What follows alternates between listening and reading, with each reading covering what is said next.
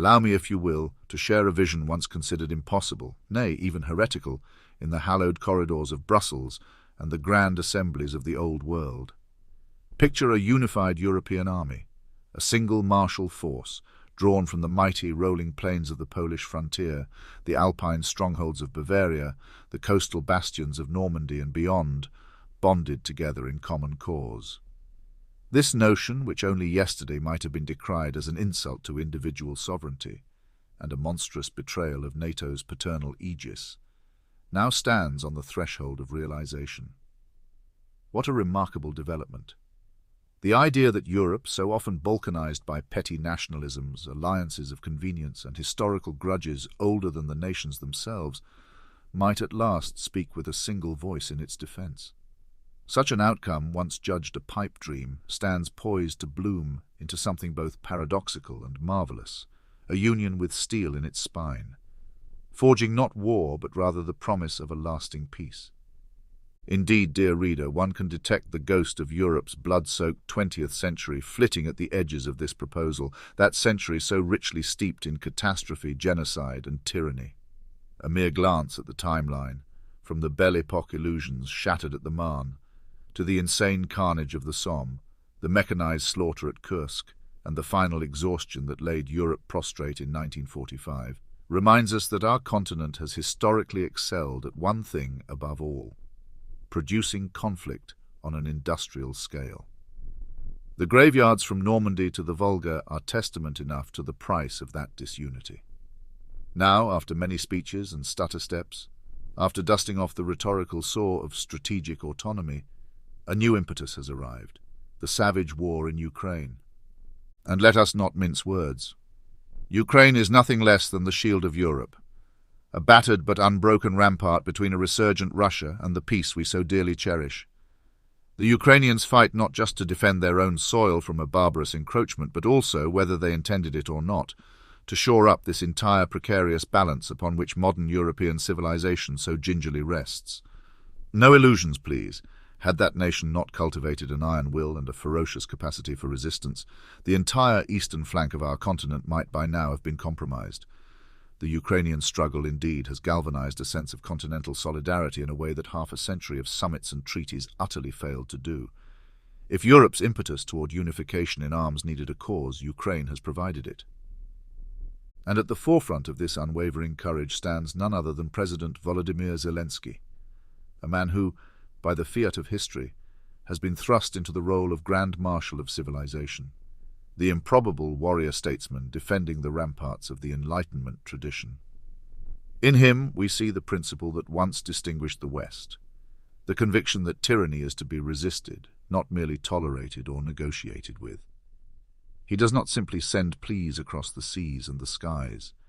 He exhorts a continent, and indeed a world, to awaken, to abandon the illusions that business as usual will endure in the face of a ravenous empire.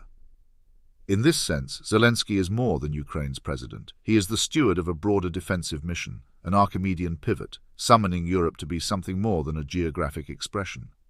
He is, to borrow a classical image, the man who dares to put his foot upon the serpent's neck. The serpent, in turn, may bruise his heel, but by heaven he bruises the serpent's head. Which brings us to the striking paradox at hand. The creation of a European army, an enterprise of fearsome synergy, a robust bulwark of men and women in uniform from Lisbon to Helsinki, would be a milestone not in the forging of new conflicts, but in the prevention of them. By standing as a single, undivided force, Europe asserts that it cannot be pried apart by the old tactics of intimidation, infiltration, or blackmail. The continent's fractious, labyrinthine assemblies, so often ridiculed for dithering, might finally gain that clarity of voice and immediacy of purpose that can only come from having skin in the game. The knowledge that its soldiers, under one banner and with one doctrine, stand between adversary and the homeland, invests a certain moral authority in the European Union that had previously been purely rhetorical. Now, let us address the typical moaners and cynics who cry that a united European army threatens NATO or that it contravenes the sovereignty of proud nation-states. Such laments flow from a fundamental misunderstanding. This new martial structure, coordinated, standardized, perhaps unified under a command that answers to a collective principle, would not be a competitor to NATO, but rather a robust flank within it. Far from insulting national identities, it would anchor Europe's cherished diversity in something that ensures its continued existence. For in the cold calculus of geopolitics, a powerless Europe remains a tasty morsel to be carved up. A fractured Europe is a lever for despots. One might recall that Christopher Hitchens, famously skeptical of illusions and idolatries, was never shy in defending the necessity of force when confronted by tyrants. Let it be underscored, pacifism in the face of tyranny is complicity at best, and capitulation at worst. By forming this integrated European army, the continent signals that it understands the lessons of history, that unity in arms is sometimes the indispensable precondition to peace. Here lies the paradox, the logic that ensures that the best way to preserve civilization is to guarantee that its guardians can strike back at those who would run roughshod over it. In all this, Ukraine, eternally our battered friend on the Dnieper, stands as the demonstration piece. Its fields, scoured by artillery and rocketry, are the proving ground for Europe's new solidarity. In the battered outskirts of cities like Bakhmut and Mariupol lie the seeds of Europe's redemption, if it has the courage to harvest them. The Ukrainian soldier, grimly holding a front-line trench, is not merely protecting his own farmland, but our grand illusions of continental safety. This soldier is the first line, the test pilot of Europe's future. If Europe's statesmen fail him, if they content themselves with platitudes while leaving him short of ammunition or moral support, then the entire European enterprise is made hollow. The crowning irony is that in forging a robust defensive structure, Europe commits itself to a more cosmopolitan future. A continent that can fight and deter aggressors together is one that can invest its energies more confidently in the glorious pursuits of the mind, science, art, literature, commerce, and cultural exchange. Secure in its borders, Europe need not cower under the nuclear blackmail or resource extortion of a resurrected empire. It can open itself, ironically, to the rest of the world, leading not by paternalist sermonizing but by example, demonstrating that democracy and solidarity need not be rhetorical museum pieces but living, breathing realities. Thus, dear readers, I submit that the formation of a European army stands at the intersection of utopia and realpolitik, a brand new configuration of alliances, and a reaffirmation of the old Western vow that never again shall totalitarian might trample the rights and dignities of entire peoples. Ukraine's heroic stand has forced Europe's hand and clarified its convictions. We owe Ukraine not just the fleeting charity of weapons shipments, but the acknowledgement that its stand is our stand. We owe President Zelensky more than applause. We owe him a place in that pantheon of leaders who, when the serpent hissed and coiled, did not shrink back but bravely placed a mailed boot on its head. And so let us rejoice that in these darkest hours we witness a potential new dawn.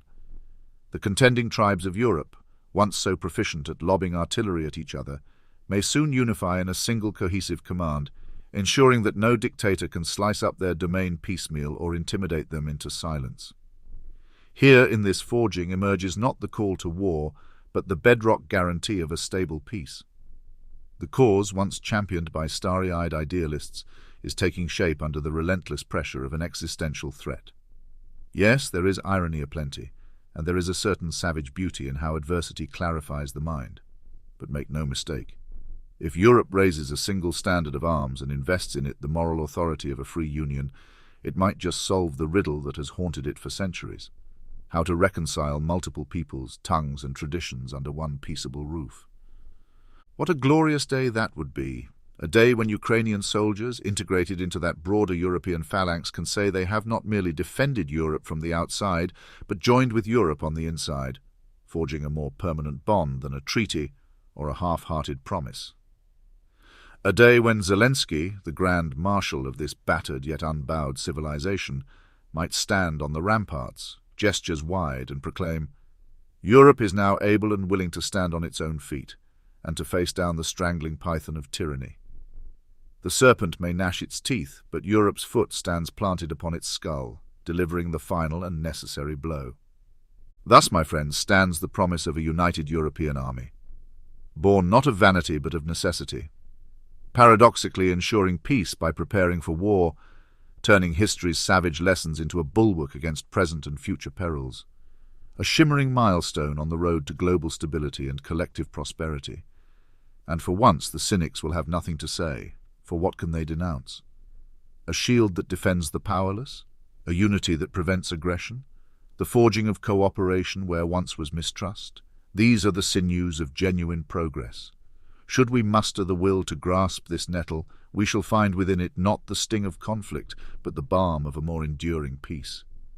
May it be so, and may Ukraine's selfless valor find its just reward in the forging of this new epoch.